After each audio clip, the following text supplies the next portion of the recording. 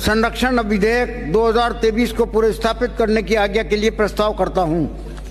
प्रश्न ये है कि राजस्थान अधिवक्ता संरक्षण विधेयक 2023 को पुनर्स्थापित करने की आज्ञा प्रदान की जाए। जो पक्ष में हाँ गए, जो विपक्ष में ना गए, हाँ पक्ष जीता। विधेयक को पुनर्स्थापित करने की आज्ञा प्रदान की गई।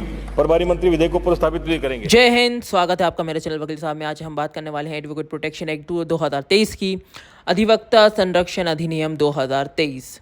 राजस्थान भारत में एकमात्र राज्य बना है जिसने ये बिल पास किया है और 21 मार्च को ये बिल पास कर दिया गया है।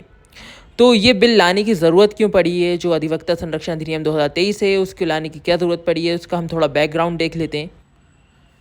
The proposal for the bill followed the stabbing of a Jodhpur-based lawyer by two men in broad daylight on February 18 following the incident. Advocates from the server court in the state called for a strike. An infinite boycott of judicial work they demand for the law or for the protection of the advocates and their families. 18 फरवरी को दिन दहाड़े दो लोगों द्वारा जोधपुर के वकील की दिन दहाड़े बर्बरता से हत्या की गई।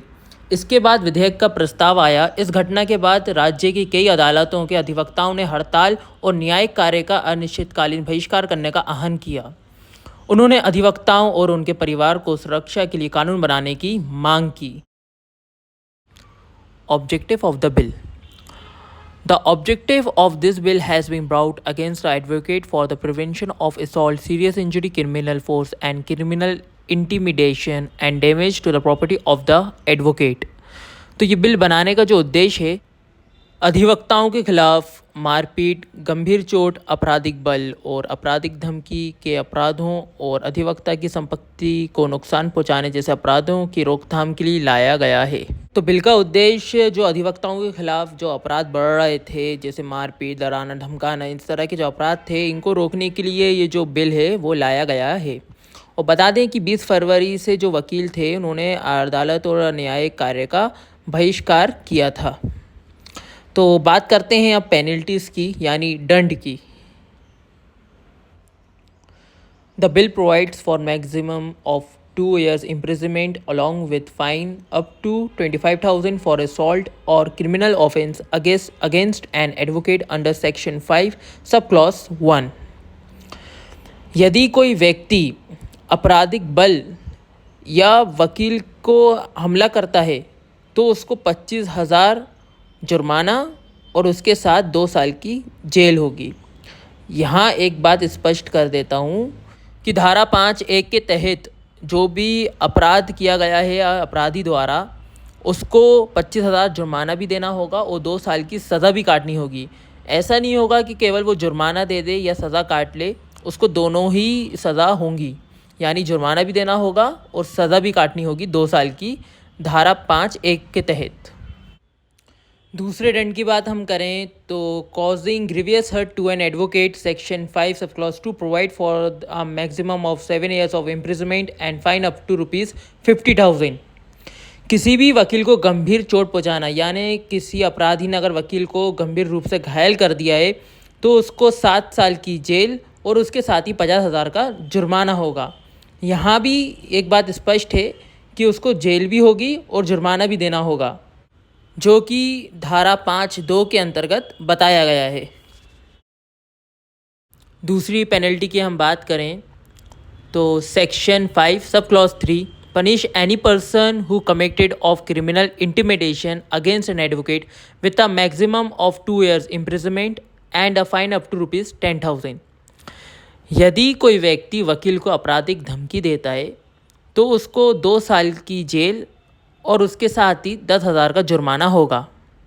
ऐसा धारा 5(3) के अंतर्गत दिया गया है।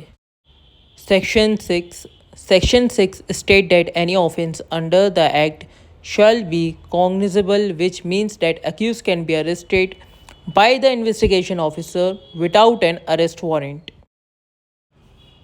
धारा 6 में कहा गया है कि अधिनियम के तहत कोई भी अपराध संज्ञेय होगा। अपराध 2 तरह के होते हैं, एक संज्ञेय और एक असंज्ञेय। तो जिसका अर्थ है कि एक अभियुक्त को जांच अधिकारी के द्वारा वारंट के बिना गिरफ्तार किया जा सकता है। यानी कोई भी व्यक्ति अगर वकील के खिलाफ कोई भी अपराध करता है तो उसको बिना वारंट के पुलिस गिरफ्तार कर सकेगी, ये पुलिस के पास अधिकार है। बात करते हैं अब कंपनसेशन डैमेजेस की, यानी मुआवजा और नुकसान। Section 8 of the bill provides for compensation to advocates. Bill की धारा 8 में अधिवक्ताओं के मुआवजा का प्रावधान है। का section 10 of the bill state that in addition to punishment specified in section 5 the offender should liable to pay for the loss of damage cause to an property of the advocate as may be determined by the court. The offender shall also liable to pay the reimburse the medical expenses of the advocate.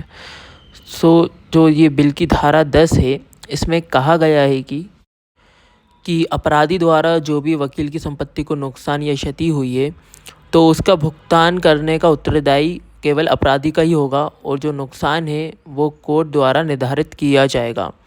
और वकील को अगर कोई चिकित्सा में जो खर्च हुआ है उसका भुगतान करने का भी उत्तरदायी अपराधी का ही होगा। ये सेक्शन 10 में दिया गया है, यानी धारा 10 में दिया गया है। आगे बढ़ते हैं और बात करते हैं एडवोकेट प्रोटेक्शन एक्ट 2023 की हाइलाइट्स की, यानी अधिवक्ता संरक्षण अधिनियम 2023 की मुख्य विशेषताएं, कि बिल की मुख्य विशेषताएं क्या हैं।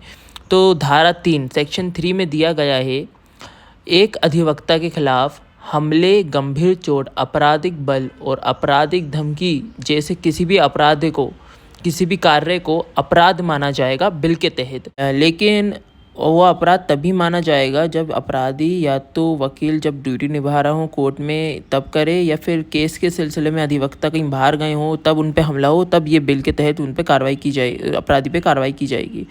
अगर अधिवक्ता अपने घर में है और उस दौरान उन पर हमला होता है तो उस अपराधी के खिलाफ आईपीसी के तहत कार्रवाई की जाएगी, ना कि इस बिल के तहत। तो आगे बढ़ते हैं और बात करते हैं अब अगले सेक्शन की। अगला सेक्शन है section 4। If an advocate complains to the police section regarding any act mention in section 3, the police is to provide a lawyer with protection if deemed fit. यानी अगर कोई अधिवक्ता धारा 3 के अंतर्गत शिकायत दर्ज कराए तो पुलिस उचित समझे तो उसको सुरक्षा प्रदान कर सकती है, यानी एक अधिवक्ता पुलिस सिक्योरिटी है वो ले सकता है धारा 4 के अंतर्गत। अगली धारा की बात करते हैं जो है 5(1). यदि कोई व्यक्ति आपराधिक बल या फिर अधिवक्ता के ऊपर हमला करता है तो उसको 25,000 का जुर्माना और साथ ही 2 साल की जेल होगी। अगली धारा की बात करते हैं जो है 5(2). अगर कोई व्यक्ति अधिवक्ता को गंभीर रूप से घायल कर देता है तो उसको 7 साल की जेल और साथ ही 50,000 का जुर्माना होगा। धारा की बात करते हैं जो है 5(3).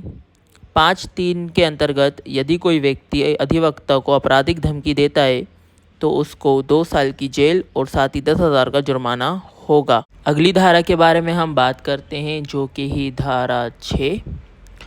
धारा 6 में बताया गया है कि बिल के तहत कोई भी अपराध संज्ञेय अपराध माना जाएगा, जिसके तहत जो अपराधी है उसको बिना वारंट के अरेस्ट किया जा सकेगा पुलिस द्वारा। बात करते हैं अगली धारा की है जो है धारा 11। इसमें बताया गया है अगर बिल की कोई भी प्रावधान अगर उसका गलत इस्तेमाल किया जाता है, दुरुपयोग किया जाता है, तो दोषी पक्ष को जो है कि 2 साल की सज़ा होगी, जेल होगी। तो ये थी कुछ मुख्य विशेषताएं इस बिल की। तो उम्मीद करता हूँ आपको ये जानकारी अच्छी लगी हो, और अच्छी लगी हो तो हमारे चैनल को सब्सक्राइब करना ना भूलें। लॉ से संबंधित जानकारी के लिए हमारे चैनल को सब्सक्राइब करें। मिलते हैं अगले वीडियो में। जय हिंद।